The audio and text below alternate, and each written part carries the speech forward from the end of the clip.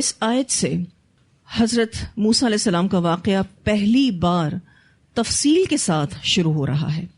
مختصراً تو آپ کئی بار پڑھ چکے ہیں، لیکن یہاں تفصیل کے ساتھ شروع ہو رہا ہے. بتایا جا رہا ہے کہ ان کی طرف وحی کس طرح بھیجی گئی اور حضرت موسیٰ علیہ السلام کو کس طرح اللہ نے اپنے کلام کے ساتھ شرف دیا. نبی اکرم صلی اللہ علیہ وسلم کو حضرت موسیٰ علیہ السلام کا واقعہ کیوں بارہا سنوایا جاتا ہے؟ اس کی وجہ یہ ہے کہ آپ صلی اللہ علیہ وسلم کو تسلی دی جا رہی ہوتی ہے، آپ کو گائیڈنس یعنی رہنمائی دی جا رہی ہوتی ہے کہ جب دین کا کام کرنا ہے تو آپ آزمائے جائیں گے. بارہا نبی اکرم صلی اللہ علیہ وسلم کو حضرت موسیٰ کا واقعہ سنا کر یہی سکھایا جا رہا ہوتا ہے.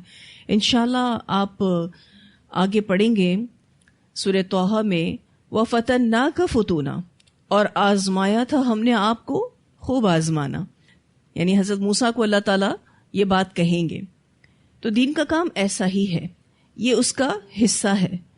اب آپ دیکھیں تو حضرت موسیٰ علیہ السلام پیدا ہوئے تو دریا میں ڈالے گئے، دشمن کے گھر میں پلے بڑھے، مدین میں کئی سال رہے، ہر موڑ پر شدید خطرات تھے، بہت زیادہ آزمائشوں سے گزارے گئے موسیٰ علیہ السلام.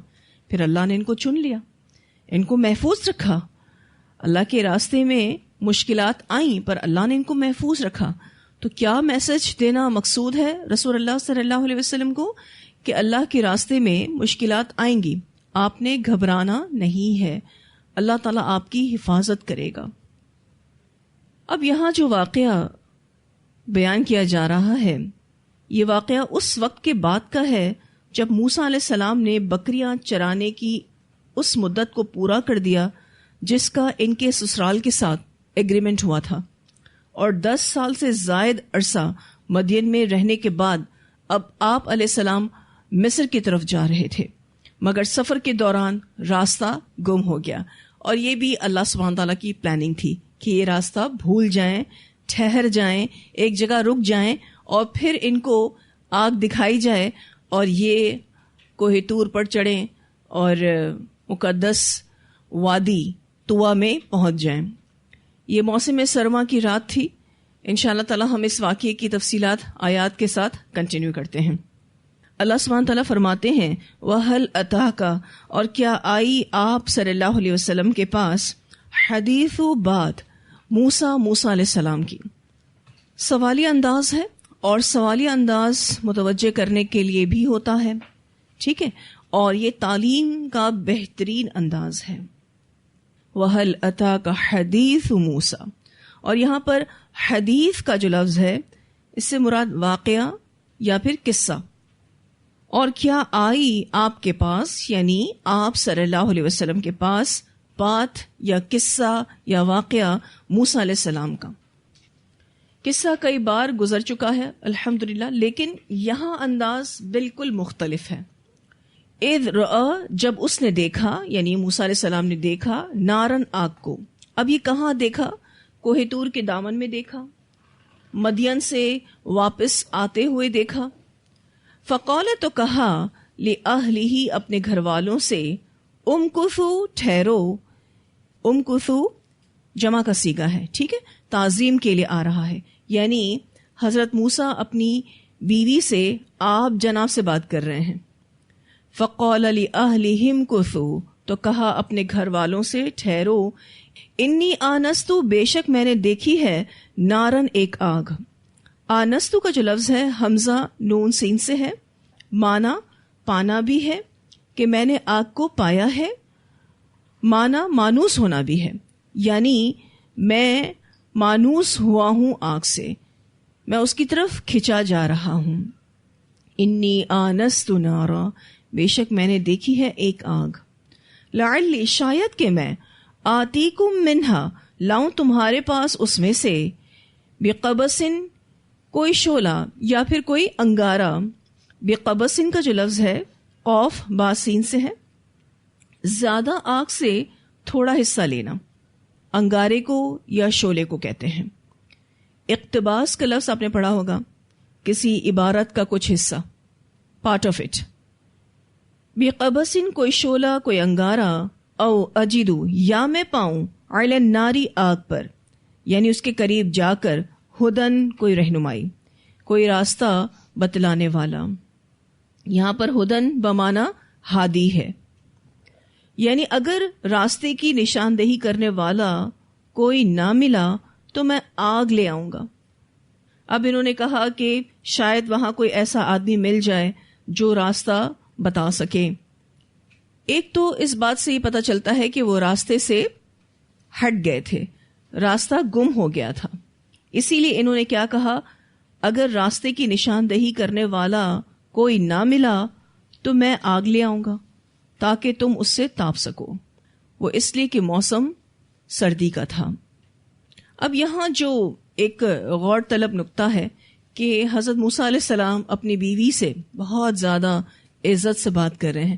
آج اگر ہمارے معاشرے میں کوئی شوہر اپنی بیوی کو رسپیکٹ دے، آپ جناب سے بات کرے، تو اسے زن مرید کہتے ہیں، بیوی کا غلام کہتے ہیں، اور کہتے ہیں یہ کوئی ایٹیٹیوڈ مناسب نہیں ہے. ہم دیکھتے ہیں کہ حضرت موسیٰ اپنی بیوی سے آپ جناب سے بات کر رہے ہیں، اپنی بیوی کو عزت سے بلا رہے ہیں. کسی کی عزت کرنا دراصل اپنی ہی عزت کرنا ہے، کسی کی بے عزتی کرنا دراصل اپنی ہی بے عزتی کرنا ہے. کیوں؟ کیونکہ اپنی عزت اپنے ہاتھ میں ہوتی ہے. ہر شخص اپنی عزت کو اپنے ہاتھ میں ہی لیے گھوم رہا ہے. ہر اس شخص کی عزت ہوتی ہے جو دوسروں کی عزت کرتا ہے. یہ بات آپ نے نوٹ کی ہوگی کہ جو دوسروں کی عزت کرتا ہے اس کی بڑی عزت ہوتی ہے.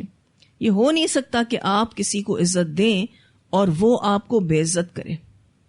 پھر یہ کہ شوہر بیوی کا رشتہ ایسا ہے کہ اس میں ایک دوسرے کا ادب اور احترام ہونا چاہیے، خواہ کتنی بے تکلفی ہو. کیونکہ شوہر بیوی کا رشتہ بے تکلفی پر مبنی بھی ہوتا ہے، لیکن اس میں رسپیکٹ کا دامن نہیں چھوٹنا چاہیے. بچوں کے سامنے بھی شوہر بیوی ایک دوسرے کی عزت کریں، اس سے بچوں پر بڑا اچھا اثر پڑتا ہے.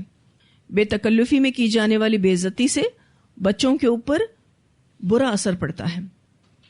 اور عزت دینا پورا رویہ ہے، ایک اوور آل ایٹیٹیوڈ ہے، یعنی آپ کی شخصیت کا حصہ ہے، آپ کی پرسنالٹی کا حصہ ہے. جہاں ادب نہیں وہاں دین نہیں، جہاں احترام نہیں وہاں محبت نہیں. یہ باتیں ہم سب جانتے ہیں الحمدللہ، لیکن اس کو پریکٹس میں لانا بہت ضروری ہے. اور عزت آپ فیک انداز میں نہیں کر سکتے، ہے نا. جھوٹ موٹ کی عزت آپ کسی کو نہیں دے سکتے. عزت دل سے کی جاتی ہے، ٹھیک ہے نا. جتنا دل میں عزت ہوتی ہے اتنا زیادہ معاملات رسپیکٹ فل ہوتے ہیں. آپ کسی رسپیکٹ فل کپل کو دیکھتے ہیں تو کیا اثر آپ پر پڑتا ہے؟ کیا سوچتے ہیں؟ یہی سوچتے ہیں نا کہ کتنی با اخلاق فیملی ہے، اچھے لوگ ہیں. پھر یہ کہ ماں باپ ایک دوسرے کی عزت نہ کریں تو بچے بھی ان کی عزت نہیں کرتے. جیسے اگر شوہر بیوی کی عزت نہیں کرتا تو ایٹ دی اینڈ یہ ہوگا کہ بچے بھی ماں کی عزت نہیں کریں گے، کیونکہ وہ باپ کو بیوی کی بے عزتی کرتا بارہا دیکھ رہے ہوتے ہیں. تو یہ بہت ضروری ہوتا ہے. اللہ ماشاء اللہ کے کچھ کیسز بڑے ہی ورسٹ ہوتے ہیں. شوہر کی بالکل بھی اخلاقی تربیہ نہیں ہوئی ہوتی یا بیوی کی اخلاقی تربیہ نہیں ہوئی ہوتی، اس کی وجہ سے بڑے مسئلے مسائل ہوتے ہیں. ایسے میں دعاؤں کو بڑھانا بہت ضروری. جیسے کہ اگر کسی بیوی کو یہ مسئلہ ہے کہ شوہر اس کی عزت نہیں کرتا، اس کو باتیں سناتا ہے، ایون بسا اوقات شوہر مارتے بھی ہیں، اس صورتحال میں اگر اس کی اولاد ہے تو اس کو خاص الخاص دعا کرنے کی ضرورت ہے کہ یا اللہ میرے بچوں پر برا اثر نہ پڑے، تو میرے بچوں کو اس سے محفوظ رکھنا. کیونکہ ایسا دیکھا گیا ہے کہ پھر بچے بھی ماں باپ جیسے ہی ہوتے ہیں. لیکن جہاں ظلم ہوتا ہے obviously تو اللہ سبحانہ تعالیٰ کی مدد خاص الخاص مظلوم کے لیے آتی ہے. اگر مظلوم بیوی ہے تو اس کے لیے خاص الخاص مدد آئے گی، اور اگر شوہر مظلوم ہے تو اس کے لیے بھی خاص الخاص مدد آئے گی. کیونکہ ایسی بہت سی بیویاں بھی ہوتی ہیں کہ جو شوہروں کو ان کی وہ ڈیو رسپیکٹ نہیں دیتی. اور عورت تو ویسے بھی بہت بڑا فتنہ ہے اگر دیندار نہیں ہے تو. آپ صلی اللہ علیہ وسلم نے فرمایا نا کہ بنی اسرائیل کے لیے بھی فتنہ کیا تھا؟ عورت تھی، اور میرے بعد میری امت کے لیے فتنہ بھی عورت ہے. تو یہاں بہت اہم میسج ہم سب کو مل رہا ہے. جو بیویاں ہیں وہ اپنے رویوں کو دیکھ لیں، جو انشاءاللہ بیویاں بنیں گی وہ بھی پہلے سے ہی یہ لیسن لے لیں، یہ تربیہ لے لیں. اب انہوں نے کیا کہا کہ میں تمہارے لیے آگ کا انگارہ لاتا ہوں. سردی تھی، اپنی بیوی کی فکر میں گئے، پہاڑ پر چڑھیں گے، رات کا ٹائم ہے، کوئی ایزی ٹاسک نہیں تھا. ٹھیک ہے نا؟ اس سے کیا پتہ چلتا ہے؟ حضرت موسیٰ ایک کیئرنگ ہسبینڈ ہیں، اپنی بیوی کا خیال کر رہے ہیں کیونکہ ٹھنڈ لگ رہی تھی اس کو. تو انہوں نے کہا کہ میں تمہارے لیے آگ لے کر آتا ہوں. اور یہاں ایک اور بات بھی پتہ چلتی ہے کہ شوہر کو جو ایک درجہ بلند دیا ہے اللہ تعالیٰ نے بیوی پر، تو شوہر کو اپنی ذمہ داریاں نبھانی چاہیے. وہ اس کا کیئر ٹیکر ہے، سارے مشکل کام اسی کو کرنے چاہیے. عورت جو ہے وہ ایک نازک مخلوق ہے، اس کا خیال اس کا شوہر ہی رکھتا ہے. آج آپ نے دیکھا ہوگا بہت سارے شوہر جن کا خیال کون رکھ رہی ہیں؟ بیویاں.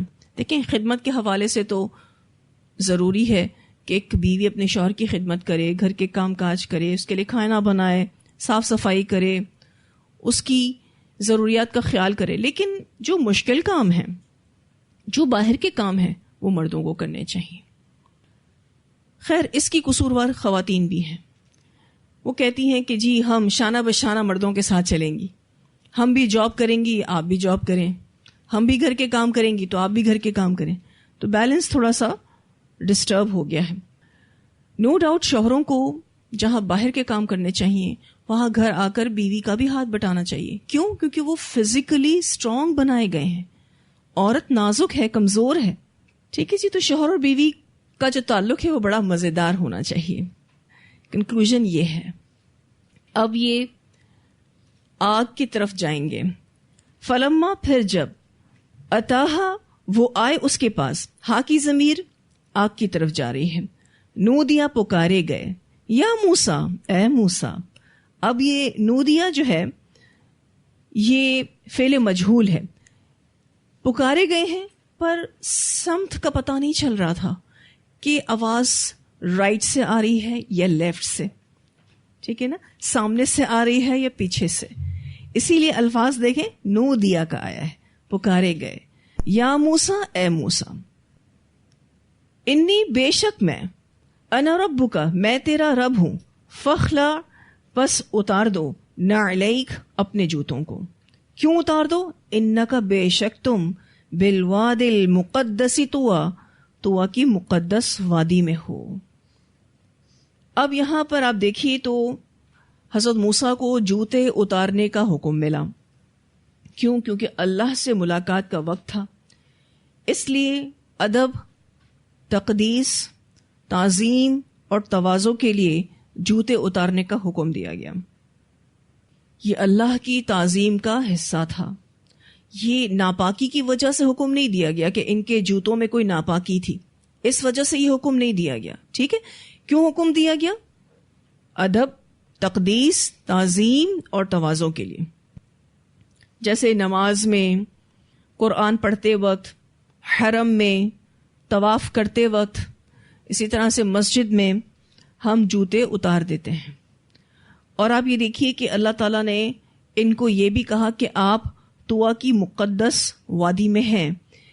چونکہ یہ راستہ بھول گئے تھے، ان کو ایڈریس سمجھ نہیں آ رہا تھا، اتفاقاً وادی طویٰ میں پہنچ گئے. اور یہاں پہنچانے کے لیے ہی ان کو راستہ بھلوایا گیا تھا. اس سے کیا پتہ چلتا ہے؟ آپ اپنی زندگی میں بہت ساری چیزیں مس کر دیتے ہیں، لیکن اللہ سبحانہ تعالیٰ کو آپ کو کچھ اور دینا ہوتا ہے تاکہ آپ وہ مس کری ہوئی چیز کو ڈھونڈتے ڈھونڈتے یا اس کے لیے محنت کرتے کرتے کسی دوسری چیز تک پہنچ جائیں. یہاں پر طویٰ کی وادی کو مقدس کہا جا رہا ہے. پوری زمین میں سے کچھ حصہ زمین کا مقدس ہو جاتا ہے. تو پھر اس کو مقدس کیوں کہا جاتا ہے؟ اس کی وجہ یہ ہے کہ وہاں اللہ کا ذکر ہوتا ہے. ٹھیک ہے؟ کوئی مقدس کام ہوتا ہے جس کی وجہ سے وہ جگہ اہم ہو جاتی ہے، رسپیکٹفل ہو جاتی ہے، مقدس ہو جاتی ہے. اور پھر ایسی جگہوں کا تقدس بہت ضروری ہے. اب یہاں اللہ تعالیٰ حضرت موسیٰ سے کلام کر رہے تھے، اپنی تجلی بھی کی، تو یہ جگہ بھی اہم اور مقدس ہو گئی. اسی لیے فرمایا انک بالواد المقدس طویٰ، بے شک تم طویٰ کی مقدس وادی میں ہو. تو جوتے مقدس جگہ پر اتارنے ہوتے ہیں، خواہ جوتے پاک صاف ہوں. اور ویسے بھی آپ دیکھیے کہ شوز اتار کر ہم کمفرٹیبل ہو جاتے ہیں، لیکن یہ کہ ہمارے دین میں جہاں اصل صورت بتائی جاتی ہے وہاں استثنائی صورت بھی بیان کی جاتی ہے. جیسے کہ اگر آپ وضو کر سکتے ہیں تو آپ کو وضو ہی کرنا چاہیے، لیکن کوئی ایسی سچویشن جس میں آپ وضو نہیں کر سکتے تو آپ تیمم کر سکتے ہیں. وضو کیا ہے؟ اصل حالت، آئیڈیل سچویشن، لیکن تیمم کیا ہے؟ استثنائی حالت. اسی طرح سفر میں ہم پوری نماز نہیں پڑھتے، لیکن عام حالات میں ہم پوری نماز پڑھتے ہیں. اسی طرح سے ہم جب عام حالات میں ہوتے ہیں تو روزہ رکھتے ہیں، لیکن اگر کوئی بیمار ہے تو وہ فدیہ دے دے، کوئی سفر میں ہے تو وہ روزہ چھوڑ سکتا ہے. پھر یہ کہ ادب یہ ہے کہ جوتے اتار دو، لیکن سفر ہے، خوف ہے، بیماری ہے، تو یہ رخصت ہے کہ آپ جوتا پہن کر بھی نماز پڑھ سکتے ہیں. ٹھیک ہے، بوقت ضرورت جوتے کے ساتھ بھی نماز ادا کی جا سکتی ہے. جیسے کہ حرم میں بسا اوقات اتنی گرمی ہوتی ہے، آپ کو صحن میں اگر جگہ ملی ہے تو آپ اتنی تپتی زمین پر پیر رکھ ہی نہیں سکتے، اتنی گرم زمین ہوتی ہے، تو آپ جوتے پہن کر نماز پڑھ سکتے ہیں. بس اس کے لیے اس بات کا خیال رکھنا ضروری ہوتا ہے کہ آپ کے جوتوں میں کوئی ناپاکی نہ لگی ہو. پھر آپ دیکھیے کہ نماز ہر حال میں فرض ہے، لیکن عورتوں کو خاص ایام میں نماز چھوڑنے کا حکم ہے. تو جہاں ہمارے دین میں اصل حالت بیان کی گئی ہے وہاں ہمارے دین میں استثنائی حالت بھی بیان کی گئی ہے. اب یہاں ان کو جو کہا جا رہا ہے کہ آپ اپنے شوز اتار دیں، اس کی وجہ کیا ہے؟